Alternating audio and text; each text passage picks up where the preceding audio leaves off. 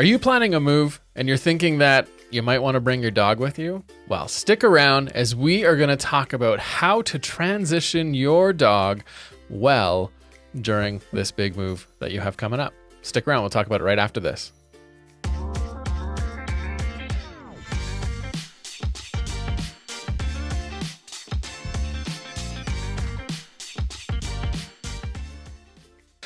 Today we're talking about dogs. And so, I don't know, is there any insights that you have right off the hop before we jump into questions about tricks or tips that you want to give about helping dogs prepare to move? Yeah, it really varies on the breed of dog. So, and just out of the gate, it depends on what their anxiety is, right? So if they're a really anxious dog, then your approach is going to be a lot different from a dog who's really relaxed and adjusts really well. So that's like a loaded question. It's one of those, I have a quick question, but the answer is always really, So really big. long, right?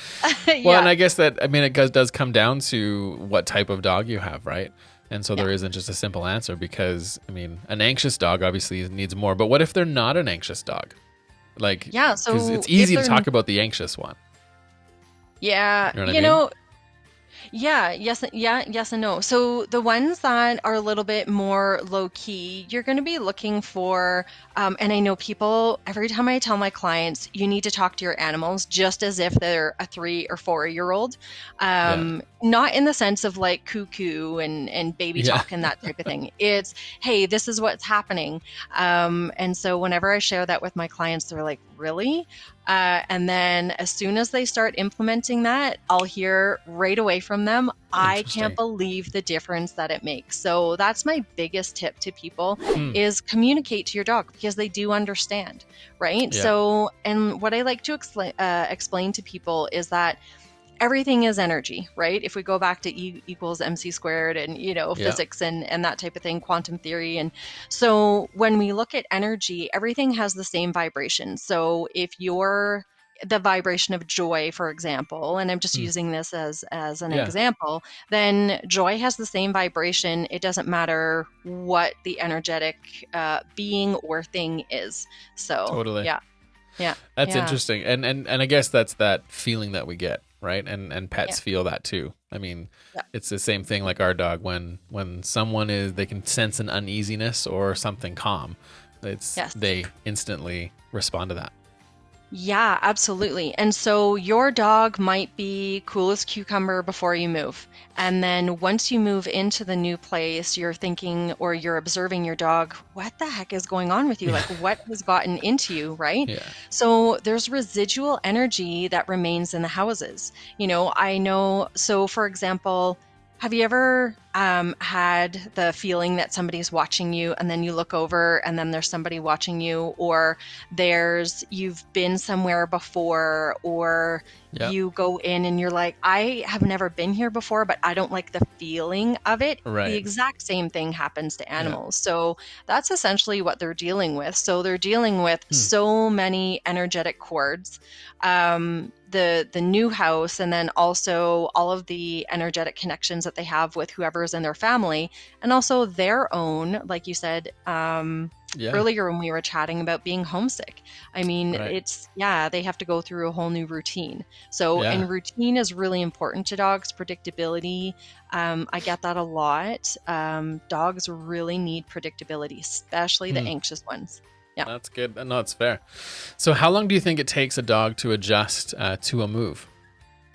Okay, so that really depends again on the dog, but I'm going to say on average, probably a couple of weeks, right? Because they're adjusting to the new smells, they're adjusting to everything still being in boxes and being unpacked, and the house isn't really settled until you're in there for about 3 weeks.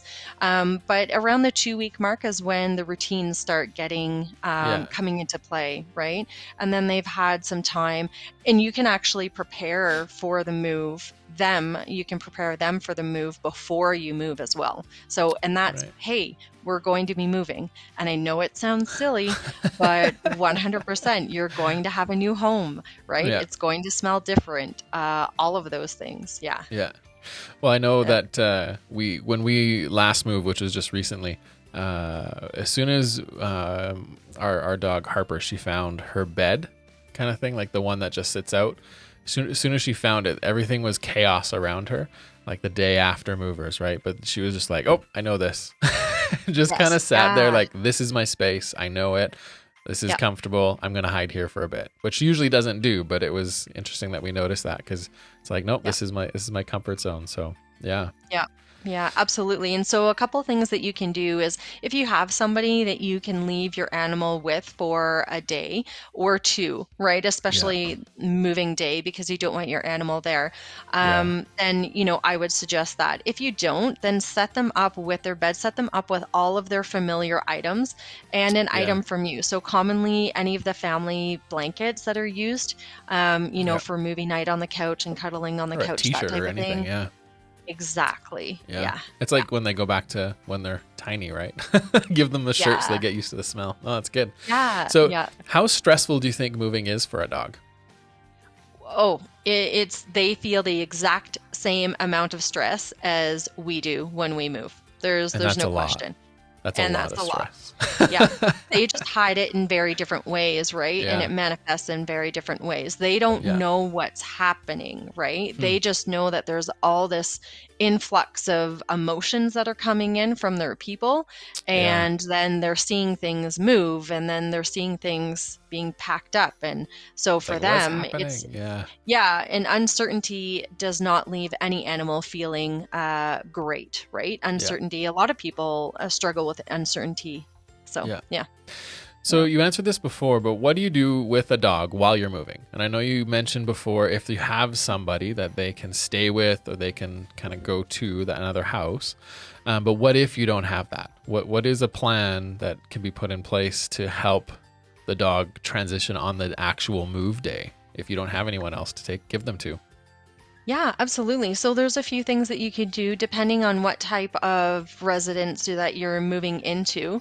But an easy one would be to take one of the bedrooms, probably one of the last bedrooms if you have a guest bedroom or even a bathroom. You could just put a baby gate, right? They'll stay in there even if they're usually a jumper because they'll see everything that's going on, right? And so, I don't want to go out there anyways. no, because there's just going to be a flurry everywhere. But they also need to have eyes on you. So as long as they're able to have some type of eyes on their people, that's really important for them too. I think we could probably almost for all of these questions insert toddler for dog. 100%. Like every answer, I feel like, what do you do with your toddler when you're moving? If you don't have grandparents, you put them in a room with the baby gate. And it's a very different way of looking at our animals because we're used to our animals being an animal that, so we feed our animal, we walk. So for a dog, for example, we feed our dog, we walk our dog, we cuddle with our dog, and we play with our dog. But when we start looking at the dog as an individual, as a being that has needs, just like a small child would, it really changes the game. And you'll notice a huge improvement in the quality of life of your dog, the personality, everything. So, Interesting. Interesting. So I guess, how can you tell if a dog is getting depressed after the move, and do they get homesick? Like I feel like they would, in terms of missing what they had, or now it's new and it's different. I noticed that our dog came and sat right beside us a lot and was a lot closer and cuddlier and just things like that. But how can you tell if a dog is not doing well after you moved into the new place? Yeah, absolutely. So there's the obvious ones, right? Which is they start soiling in the house, or they start barking, or they start chewing, those types of things. But the not so obvious ones are, like you were saying, if they're typically affectionate, you won't notice that maybe a bit, but, they'll be stuck to you like glue for sure. So it's just like us. So there's the 5 love languages for people, right? So for animals, there's the 5 ways in which they experience the world. And so oftentimes for dogs, we just assume that it's smell. It's not always smell. So it's sometimes hearing, sight, and smell, right? So, and there's always one stronger one. So smell is really important to them. So making sure that, don't wash any of their belongings. So sometimes, we're Oh, yeah. moving into a new house, we want to wash things, have it all clean. Do not wash any of their things, just so that it Yeah. has the same scent, and that will help them transition too. But the not That's a so great tip. obvious ones are if they start licking. So if you see your dog starting to lick quite a bit, so they Mm. could be like grooming themselves like a cat, Yeah. or even gnawing at their paws, so hot spots, that type of thing. And Yeah. just solemn, like they look really, you can just see it in their Yeah. eyes, and those are the ones They're that are just really not expressive in there. their eyes, Yeah. right? Yeah. Yeah. But for Yeah. the animals, the dogs that are really stoic, Yeah. you're going to look for hair loss. You're going to look for not as much energy to go out on walks, and obviously appetite changes, but also water changes as well. Yeah. So make sure Yeah. that they're still drinking quite a bit of water, because Yeah. it's just like us. Our body needs so much water to be able to function properly. Yeah. And when you're dehydrated, there's all sorts of things that we experience, and then it's the same for them. Absolutely. Yeah. Absolutely. Wow. This has been interesting. This is good. I know, I who knew, appreciate it. right? So Yeah. good. So where can people find you if they want more information, want to connect with you? What is a place that they can go and get more information? Yeah, absolutely. So I have my website, which is Okay. marypaulette.com. And I'm also on Facebook as Connect with Mary Paulette. That's my Facebook page. Or you Cool. can send me a friend request. That's also Yeah. awesome. And Instagram, I'm under Instagram as Mary Paulette McDonough. Okay. So Yeah. the full name. Yes. Yeah. Okay. MP was probably taken many times, many moons ago. Yeah, you know what? I didn't check to see that, but I think I'm going to start my branding down that path of MP. It's just, yeah, so much easier for people. That's good. No, that's good. Well, this has been awesome. So thank you so much for taking time out of your day and joining us. And I hope that you watching have found some good value here. And if there is anything, questions, comments, or maybe even situations that you're in that you want to put in the comments below, we'll be watching this. MP will be watching it. I'll be watching it. And so. Yeah, that's what we have for today. So all the best moving with your dog. And we hope that it is a successful move and that they are happy. I guess that's the end of end of it, right? That they're happy. Yeah, exactly. Happy tails, happy homes. Oh, see, that was a way better ending than mine. Happy tails, happy homes. All right. Yeah. Thanks, everybody. Thank you, MP. And stick around and watch for our other video, which will have a link in here as well. But if you have a cat, we're going to talk about moving with cats coming up shortly. See you guys later.